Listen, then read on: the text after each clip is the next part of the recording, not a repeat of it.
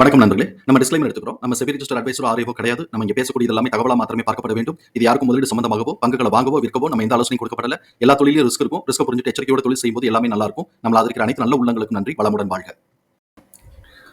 வணக்கம் நண்பர்களே. 2025-26க்கான Q2 result announce பண்ணிட்டு வராங்க. அந்த வரிசையில் இப்போ நம்ம பார்க்கக்கூடியது டாடா டெக்னாலஜிஸ். சப்சிக்வெண்ட் குவார்ட்டருக்கும் சரி 2025-26க்கும் என்ன வாய்ப்பு இருக்குங்கிறதுக்கான ஒரு தேடுதல் முயற்சி.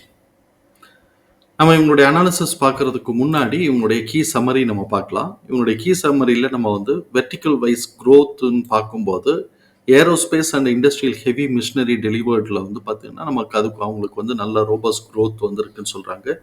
கிட்டத்தட்ட இது 14% US டாலரில் வந்திருக்கு, ஹைக் ஆகிருக்கு அப்படின்னு சொல்லியிருக்கிறாங்க, க்ரோத் ஆகிருக்கு அப்படின்னு சொல்லியிருக்கிறாங்க. அதே மாதிரி லார்ஜ் டீல் கொஞ்சம் வின் பண்ணியிருக்கிறாங்க. அதோட லிஸ்ட் நம்ம பார்ப்போம். இவங்க Tier 1 ஆட்டோமேட்டிவ் சப்ளையராக இவங்களுக்கு வந்திருக்கிறாங்க அப்படிங்கிறது இருக்குது. அதோட லிஸ்ட் நம்ம தனியாக பார்ப்போம். தென் இவங்க ஸ்ட்ராட்டஜிக் அக்விசேஷன் ஒன்று பண்ணியிருக்கிறாங்க. ES டெக் அப்படிங்கிற ஒரு கம்பெனி அவங்க அக்விசேஷன் பண்ணியிருக்கிறாங்க. இது அவங்களுக்கு ஒரு ஸ்ட்ராங் ப்ரெசன்ஸ் கொடுக்கும் அப்படின்னு சொல்கிறாங்க. யூரோப் அதுக்கப்புறம் அதை ஒட்டி எக்ஸ்பேண்ட் பண்ணக்கூடிய ஆட்டோமேட்டிவ் மார்க்கெட்டில் அவங்களுக்கு கேப்பபிலிட்டிஸை இன்க்ரீஸ் பண்ணி ஒரு ஸ்ட்ராங் ப்ரெசன்ஸ் கொடுக்கும் அப்படின்னு சொல்லி அவங்க இங்கே சொல்லியிருக்கிறாங்க. தென் இவங்களுடைய இன்வெஸ்டர்ஸ் ப்ரெசன்டேஷன்ஸில் ரொம்ப கீயாக நாம் இங்கே பார்க்கக்கூடியது ஸ்ட்ராட்டஜிக் வின்ஸ். மிச்ச ஃபினான்ஷியல் டேட்டாஸ்லாம் நம்ம அங்கே பார்ப்போம் நம்ம. ஸோ அதனால ஸ்ட்ராட்டஜிக் வின்ஸில் என்ன இருக்குன்னு பார்க்கலாம். லீடிங் நார்த் அமெரிக்கன் குளோபல் ஆட்டோமேட்டிவ்ல Tier 1 சப்ளையராக இவங்க வந்திருக்கிறாங்க. அதுக்கப்புறம் லீடிங் ஜெர்மன் OEMல இவங்க டாடா டெக்னாலஜிஸ் இவங்க ஒரு ட்ரெடிஷ்னல் பாடி இன்ஜினியரிங் சர்வீசஸ், அதாவது இவங்க இவங்க டாடா டெக்னாலஜிஸை அவங்க செலக்ட் பண்ணியிருக்கிறாங்க அந்த இன்ஜினியரிங் கம்பெனி. எதுக்காக அப்படின்னு சொன்னாக்க to contribute to all futures vehicle programmes, அதுக்காக அவங்க பண்ணுறாங்க. Then Europe based premium EV manufacturers அவங்க டாடா டெக்னாலஜிஸோட பார்ட்னர் பண்ணியிருக்கிறாங்க. எதுக்காக அப்படின்னு சொன்னால் developed display and head unit systems, அதுக்கு அவங்க பண்ணியிருக்கிறாங்க. Then Tata technologies announces strategic partnership with சினாப் சிஸ்டம்ஸ், அதுக்கு அவங்க கொடுத்துருக்குறாங்க விர்ச்சுவல் வேலிடேஷன்ஸுக்காக. டாடா டெக்னாலஜிஸ் லான்ச்சஸ் வேட் சிங்க்ரனைசேஷன்ஸ், அது அவங்க கொடுத்துருக்குறாங்க. Proprietary and digital battery passport platform, இதுக்கெல்லாம் அவங்க வருதுன்னு போட்டிருக்காங்க. தென் government of Maharashtra selected Tata Technologies to set up the 2 centre for the innovation and inventions incubations and training centres, இதுக்கு மகாராஷ்டிரா கவர்மெண்ட்லேருந்து கொடுத்துருக்குறாங்க. இது ஒரு கிரெடிட் அட்வான்டேஜ், பட் மிச்சதுலலாம் நமக்கு ஒரு கமர்ஷியல் அட்வான்டேஜ் கிடைக்கும் அப்படிங்கிறத நம்ம புரிதலுக்கு எடுத்துக்குவோம். இப்போ இவங்களுடைய அனாலிசிஸ் பார்ப்போம். ட்ரெண்ட்லைனை பொறுத்த வரைக்கும் இவங்க ஸ்லோயிங் டவுன் ஸ்டாக் அப்படின்னு சொல்லிட்டு கிளாஸிஃபை பண்ணியிருக்கிறாங்க, கேட்டகரைஸ் பண்ணியிருக்கிறாங்க. Medium financial strength, mid valuation, டெக்னிக்கலாக மூமெண்ட்டை பெரிஷில் இருக்குது. அனாலிசிஸ் டு ப்ரைஸ் டார்கெட்டை 672ன்னு டார்கெட்டை டவுன் சைட் பண்ணியிருக்கிறாங்க. நம்ம இந்த வீடியோ ரெக்கார்ட் பண்ணக்கூடிய தருணத்தில் 691ங்கிற லெவலில் டேட் க்ளோஸ் ஆகிருக்கு. இவங்களுடைய PE வேல்யூஷனை செக் பண்ணும்போது ஸ்ட்ராங் பை ஜோன் அப்படின்னு சொல்லிட்டு காட்டிகிட்டு இருக்கு. இவங்களுடைய ஃபண்டமெண்டல் கீ மெட்ரிக்ஸில் high level of liquidity position maintain பண்ணுறாங்க, ஹை ரேட் ஆஃப் ரிட்டர்ன் எடுக்கிறாங்க. டெப்ட் டு ஈக்விட்டி ஆல்மோஸ்ட் 0வாக இருக்குது. ஆனால் PE அண்ட் PP எக்ஸ்பென்சிவ் வேல்யூஷனை டர்ன் ஆயிருக்கு. எப்போ EPS உடைய TTM லெவல் நமக்கு ஸ்டாக்னேட் ஆகுதோ, அப்போ டிக்ரீஸ் ஆகுதோ, அப்போ கொஞ்சம் கரெக்ஷன் கூட எடுக்கிறதுக்கு வாய்ப்பு இருக்குது. ஆல்ரெடி அவங்க கரெக்ஷன் எடுத்துட்டு இப்போ சைட்வேஸில் போயிட்டு இருக்கிறாங்கிறதையும் நம்ம புரிதலுக்கு எடுத்துக்குவோம். பீட்டா ஸ்கோர் 1.23ங்கிறதுனால ஹை வாலட்டாலிட்டி. ட்ரெயிலில் பார்ட்டிசிபேட் பண்ணக்கூடிய அனாலிசிஸ்டுடைய ஃபோர்காஸ்ட் எப்படி இருக்குன்னு பார்ப்போம். ரெவென்யூ ஃபோர்காஸ்ட் ஆனுவலைஸ்டாக பார்க்கும்போது கிட்டத்தட்ட ஒரு 20% க்ரோத்துக்கான ஆப்பர்ச்சுனிட்டி இருக்குன்னு எதிர்பார்க்குறாங்க. அதே இது EPS ஃபோர்காஸ்ட் ஆனுவலைஸ்டாக பார்க்கும்போது 1.1% க்ரோத்துக்கான ஆப்பர்ச்சுனிட்டி இருக்குன்னு எதிர்பார்க்குறாங்க. குவார்டர்லி ரெவென்யூ பெர்ஃபார்மன்சஸ்ன்னு பார்க்கும்போது கிட்டத்தட்ட இது ஒரு 2%, ஒரு இல்லை 5% க்ரோத்துக்கான ஆப்பர்ச்சுனிட்டி இருக்குன்னு எதிர்பார்க்குறாங்க. அதே மாதிரி EPS ஃபோர்காஸ்ட் குவார்டர்லின்னு வரும்போது 9% ரெடியூஸ் ஆக வாய்ப்பு இருக்குன்னு எதிர்பார்க்குறாங்க. பார்ப்போம் இது எப்படி பெர்ஃபார்ம் பண்ண போகிறாங்கன்னு பார்க்கலாம். இப்போ இவங்களுடைய குவார்டர்லி பெர்ஃபார்மன்சஸ்ன்னு பார்க்குறோம். இயர் ஆன் இயர் கம்பேரிசன்கிறது செப்டம்பர் 2025 செப்டம்பர் 2024 கம்பேர் பண்ணும்போது குவார்டர்லி ரெவென்யூ 4.5% இன்க்ரீஸ் ஆயிருக்கு. அதே மாதிரி குவார்டர்லி நெட் ப்ராஃபிட் 5.1% இன்க்ரீஸ் ஆயிருக்கு. Q2Qன்னு வரும்போது ஒரு 70 கோடி ரூபா கிட்டக்க, ஒரு 65 கோடி ரூபா கிட்டக்க ரெவென்யூ இன்க்ரீஸ் ஆயிருக்கு. அதனால நெட் ப்ராஃபிட் பார்த்தோம்னா ஒரு 5 கோடி குறைஞ்சு போச்சு. அதனால EPS 0.1 குறைஞ்சு 4.1 இருக்கு.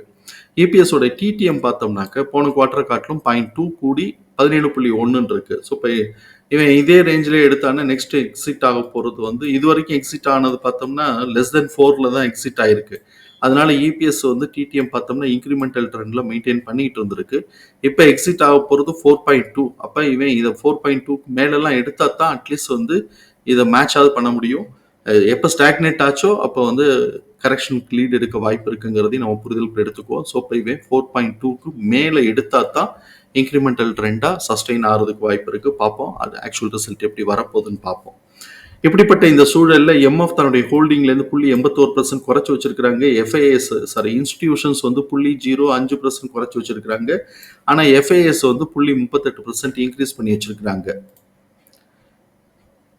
இவங்களுடைய இபிஎஸ் தகவல்களை நம்மளோட எக்ஸல் ஃபார்மேட்டில் நம்ம போட்டுக்கிறோம். நம்ம இங்கே கவனிக்கக்கூடியது book value 79.20, fair price 175, current price 692, fair price current ப்ரைஸோட ரேஷியோ 395ன்னு வருது.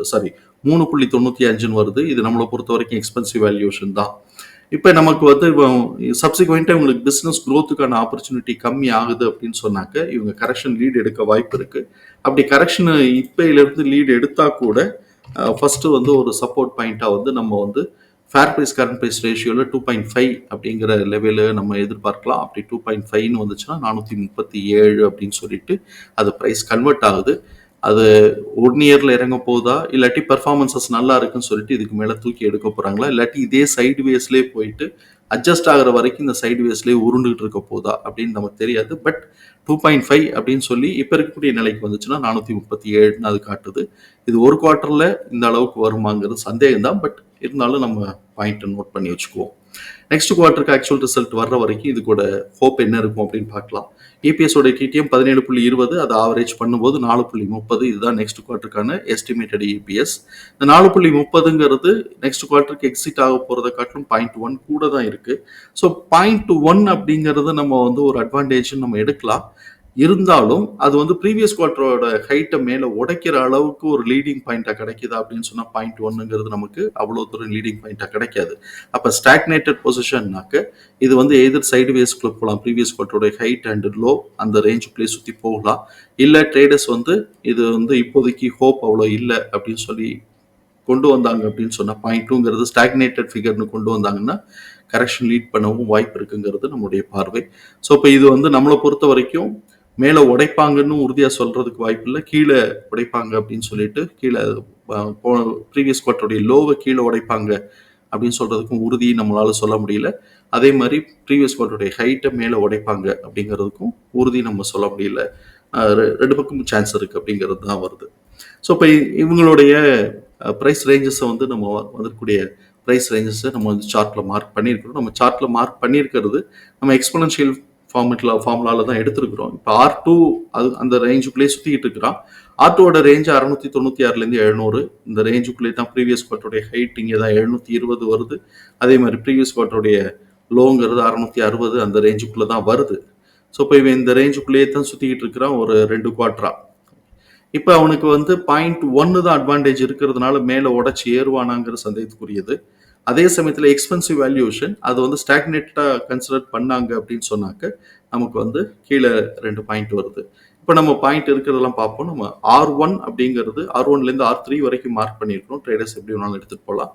R1 486லேருந்து 489, R1 R2வோட மிட் பாயிண்ட் 585லேருந்து 589, R2 696லேருந்து 700, R2 R3யோட மிட் பாயிண்ட் 821லேருந்து 825. இப்போ இவன் நம்ம ஏற்கனவே பார்த்த மாதிரி R2ங்கிற ரேஞ்சுக்குள்ளேயே 2 குவார்ட்டரா சுற்றிட்டு இருக்கிறான். இப்போ இவன் வந்து இந்த இதில் ஸ்டாக்னேட் ஆகுது அப்படின்னு சொல்லிட்டு கரெக்ஷன் லீட் எடுத்தாங்க அப்படின்னு சொன்னால் இமீடியட்டாக நம்ம மனசுக்குள்ளே வச்சுக்கக்கூடியது 585லேருந்து 589, அதுக்கு கீழே வந்தால் 486லேருந்து 489. இல்லை அவன் அடுத்த குவார்ட்டருக்கு நல்லா பெர்ஃபார்ம் பண்ணுறான், இப்போதைக்கு நம்ம ப்ரீவியஸ் குவார்ட்டரோட ஹைட்டை உடச்சி நல்லா மேலே போவோம் அப்படின்னு யோசிச்சாங்க அப்படின்னு சொன்னாக்க நம்ம வந்து R2 R3யோட மிட் பாயிண்டான 821லேருந்து 825ங்கிறத நம்ம வந்து மனசுக்குள்ளே வச்சுக்கிறோம். ஸோ இப்போ இது எப்படி எடுத்துகிட்டு போகிறாங்கன்னு பார்ப்போம். பட் எனிவே இது கொஞ்சம் கேர்ஃபுல்லாக நம்ம டீல் பண்ண வேண்டியது அப்படிங்கிறத நம்ம புரிதலுக்கு எடுத்துக்கிறோம். இன்னொன்று நம்ம ஒரு சின்ன லாஜிக்லாம் பார்த்தோம்னா இப்படி கீழே இறங்கிட்டு வந்து இப்படி சைட் வேஸில் போனான்னாக்க ஒரு ஸ்லைட் புஷ்அப் கொடுக்கறதுக்கும் வாய்ப்பு இருக்குது. டெக்னிக்கலாக எப்படி வராங்கன்னு பார்க்கலாம். நிச்சயமாக சொல்ல முடியாது, பட் அதுக்கான வாய்ப்பு இருக்குது அப்படிங்கிறது தான் நம்மளுடைய பார்வை. தகவல் பயனுள்ளதா இருக்கும் நம்புறோம். தகவல் பயனுள்ளதா இருந்ததுன்னா சங்கருக்கு ரொம்ப சந்தோஷம். நம்மள ஆதரிக்கிற அனைத்து நல்ல உள்ளங்களுக்கும் நன்றி. வளமுடன் வாழ்க. நன்றி நண்பர்களே.